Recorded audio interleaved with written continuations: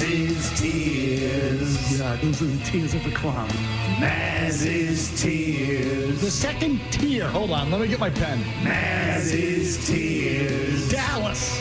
Buffalo. Tennessee. Mazz's tears. Third tier. Okay, here we go. Hold on, let me get my pen. Mazz's tears. Tears. Tears. Tears. Mazz's Tears. They're brought to you by the Bernardi Automotive Group. Come into any of Bernardi's 5 locations and save big during their Slam Dunk sales event. Whether it's a new Audi, Acura, Honda, Toyota, or Volvo, Bernardi has the perfect vehicle for you.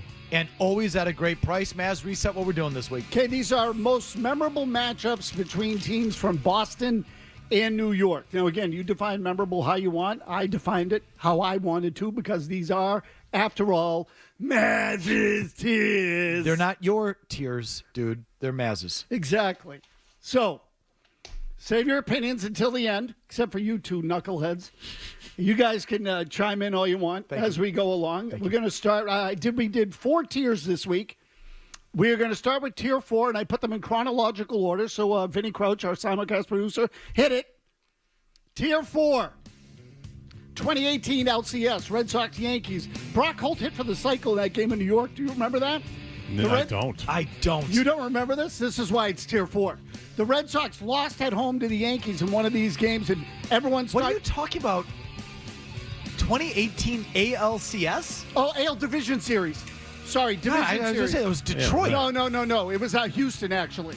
But I meant Division Series. I got it wrong. It was Division Series. What am I thinking? What was the year they beat Detroit in the... 13. 13. Oh, God. Okay. So 2018, they went to New York. And remember, Cora said, we went back, everybody's panicking. We put 18 on them. Suck it! You remember that? You don't remember that? I don't remember any. Oh, God, yeah. It's funny this is on the most memorable tier, and I don't remember this Well, at all. but this is why it's tier 4. Yeah. So to me, like that Red Sox championship in 18 and last year's Celtics are like the 2 least memorable and like most useless championships in my lifetime. No, they barely happened. Yeah, again. Which is why you won't see anything else from 2018 on here, Murray. 2021 NBA first round, Kyrie Irving wiped his feet on the logo. Someone threw a bottle of water at him. You remember that game? Yes. Yeah, okay, yeah. so that happened in 21. The following year, 2022. Brooklyn. Right, correct. Brooklyn Nets, which is why he made the list, because they're not really in New York. They're New York. But It's a borough. It's a borough of New York. It is. I know. We sort of sneaked it in. But the Celtics in 2022 then swept the Nets the next year. You remember the spinning layup by Tatum at the buzzer in Game 1? Yep. That was that series. So, but those are tier 4. Those hardly qualify as big. Let's go to tier 3 if we could. Kevin and Vinny. I'd call some of those not memorable at all. Exactly. To the point where I don't not remember them. tier-worthy. I don't remember them. So tier 3, 73 Celtics, Knicks. Knicks won that series in 6. Havlicek got injured. Most people don't remember because they're too young. Yep. But again, this is why it's tier 3. Tuna Bowl 1, 1997. Bill Parcells comes back with the Jets. New York has a chance to win with a field goal at the end of regulation. The kick was blocked. Pete Carroll just escaped that one. Patriots won the game then in overtime. This with a is field too goal. low. That game was anarchy. That game was nuts. Awesome. So Murray, there were a lot of good ones in Boston, New York history. So save your judgment until the end. 1999 ALCS, again, tier 3. Yankees won that 5 games. Tim Tashida, Murray, your umpire, made a controversial call in that series. The Phantom Tag. Clemens and Pedro faced off in Game 3 of that series. The series was over when Tashida made that call, by the way. Pretty much. Yeah, that was it. You weren't beating that Yankees team. It's the most overrated bad call in just about Boston sports history. 2006, the Mangini Bowl, number 2. Oh, yeah. Eric Mangini came back as a coach of the Jets. In that mud game? They won 17-14 in the mud. Very good mud. And the Patriots players came out and said we were out-coached. Because you know what? Mangini had your signals. Right. Exactly. That was part of that whole Jets Spygate back and forth. And Bill gave him a very half-hearted handshake and bolted for the locker room after the game. 2010, 45-3, the win over the Jets. It ended up being an important game in retrospect because of something that's coming later. So we'll get to that in a minute. Can I just say something about that game? Yeah, go ahead. To me, don't cross sports. There's a parallel there. That game and how the mentality affected the Patriots is what's going on with the Celtics and Knicks right now. Like Celtics beat up on the Knicks in the regular season. I got you. It's the same type of thing. I got you. Very good point, Murray. I would totally agree. 2011 Patriots Giants. Giants came up here, won the game 24-20. The Jake Ballard game. Murray- 2011. 20. 2011. What did I say? No, you didn't. You said 2011. Oh, 2011. I'm just saying. People think of another famous Patriots-Giants regular season game. This is not that. No, it's not. We'll get to that one momentarily. But that year, the Giants came up here. Jake Ballard, Murray calls it the Jake Ballard game. I thought just about every game Belichick and Coughlin played against each other was memorable. They were all wars. They were all terrific games. 2015 regular season game in New York. Steve Gostkowski kicked a field goal at the end of this game to win it 27-26. Terrific game. And 2021 Red Sox-Yankees in the one-game playoff in the American League. Xander Bogaerts homered in the first inning. I think the Red Sox won this game 6-2. It's a great night. It was a good night at Fenway. Maybe one of the last great nights at the ballpark. Yes. Okay, Tier 2. You ready for Tier 2? Let's Yes. go. Okay. 1972 Stanley Cup. Rangers beat the Bruins. I'm sorry, Bruins beat the Rangers in 6 games. It was the second cup for the Bobby Orr Bruins. I think the more memorable moment with the Bruins and the Rangers was December 23rd, 1979. Bruins went into the stands. Nothing says Christmas like climbing into the stands at MSG and beating people with shoes. With shoes, that's right. Peter McNabb, Mike Milbury went into the stands at MSG. They started beating up the fans. Milbury took the guy's shoe off and started slamming him with it. Yes, he did. Tremendous. 1984 Celtics Knicks. I actually texted Bob Ryan today to ask him what series was better, 84 or 73. His instinct was 84. Then he changed his mind to 73. But that 84 series with Bernard King was awesome. The fight between Varitek and A-Rod, regular season game, 2004. Boston and New York at Fenway Park. Murray, do you know I was the official scorer for that game? Oh, yeah? Yeah, no, I've said that 100 times in case you didn't know. 2007 Patriots regular season finale against the Giants for obvious reasons. Concluded the 16-0 season. 38-35 was the final. It was a fabulous football game on national television. Brady and Moss set records. It was such a big game. You say national TV. Do you remember it was on 2 networks? Yes, that's right.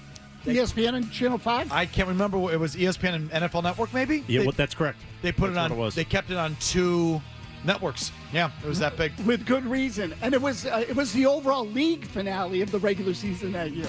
So it was the last regular season game of the 2007 season. And then 2010, playoff game against the Jets. Here it was actually early in 2011, but the 2010 season, the famous drive to nowhere game where after winning 45-3 in that regular season game, the Patriots then lost to the Jets in the playoffs in embarrassing fashion. One of the more damaging defeats, I would say, of the Brady Belichick era. Top 5 worst loss during that era. That final score is not close. They got their asses kicked that night. And you know why that one is not in Tier 1, Murray? Because of the Giants Super Bowls? Because of the championship games that Boston lost Exactly. to New York. And those are all the Tier 1 games. So, Vinny, again, let's go to Tier 1. I did these again in chronological order.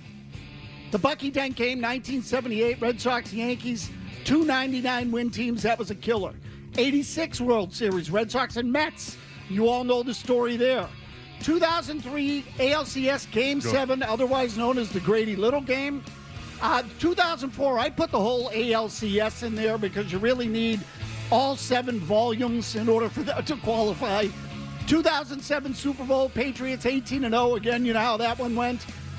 I was tempted to put the 2011 Super Bowl with the Giants in Tier 2, but it's a Super Bowl. How do you leave that one out? It just doesn't compare to the 07 Super Bowl, those Red Sox, Yankees back-to-back ALCSs. It's not quite the same, is it? 78, 86. Those are... It's a team that really shouldn't have been there in the first place, but that they got there and still had a chance to win it. And there's memorable plays, Mario Manningham, the stupid safety by Brady to start it. Like, it still stings. Except that one didn't feel like a New York thing. Those other ones felt like New York things. I agree. I almost put this in Tier 2. But because it was a Super Bowl, I kept it in Tier 1. Largely because I want to shove it down the throats of Patriots fans. So there you go. What's on top of Tier 1? I think 07 Patriots. Yeah, I would say that too. I think it's the... Or Game 7 and 03. I'm going to It's go Yankees. the 03-04 back-to-back kind of sort of lump those together. Losing that one year, winning the next in the fashion you did. That to me is even bigger than losing the 07 Super Bowl. So 2025 Celtics Knicks isn't anywhere on these tiers, are they? Not yet. If you lose this series, It's tier Tier 2. one. Tier 1. it might be tier 1. This is akin to blowing the Super Bowl to the Giants almost. We played you the Evan Roberts sound before the series started, where he said this would be the biggest upset New York over Boston in history, more than 07. And if you look at, say, the money line, it bears it out. The Giants in 07, I think, were plus 350 on the money line. Were the Knicks plus 700 going? 700 or 800. Yeah, it sounds right. They were, so I think this would be, I'm not going to say the worst loss, because it's hard to get worse than Bucky Dent or Grady Little. Like, those are 1-2. Or, 86 against the Mets. It's hard to really top those three. But I think this would be, if we want to tier Boston losses to New York, this would be top of tier 2. Oh, it's up there. I mean, if they blow this thing, and remember, you got to lose 4 to lose it. I mean, to me, it'd be a bigger upset than the 2007 Super Bowl. I would agree Yes. with that, yeah. Because you got, for the reason you just said. You got to win 4 times. And you're at home. It's not a neutral site. A million things. Like all those factors that the football, any given Sunday, has that, there's a cliche there for a reason. And that Knicks team's basically a bunch of Jags outside of like 2 players. Any given Sunday does not exist in basketball. Right. The better team wins. Just about every single time. Yep. And you may not know who the better team is going into it sometimes, but basically, by the end of it, you know who's better, and the better team wins almost every single time. If the Knicks are not better than the Celtics. No, they're not. On any planet, in any way, shape, or form. And to lose a 7-game series with home floor, defending your championship would be as bad of a loss other than Grady Little, Bucky Dent, and David Tyree. You know what I mean? Like, it should be just underneath those games. Let alone if you get swept. And I keep saying that the They're Knicks. not going to get They're not getting swept. I keep saying that the Knicks need to win 4. That they need to win 2 more. So they're already halfway there. They need to win 2. Okay. Couldn't find room for my Glenn Foley game on those tiers, huh? I didn't, but Murray, I had already had 24 of them as it was.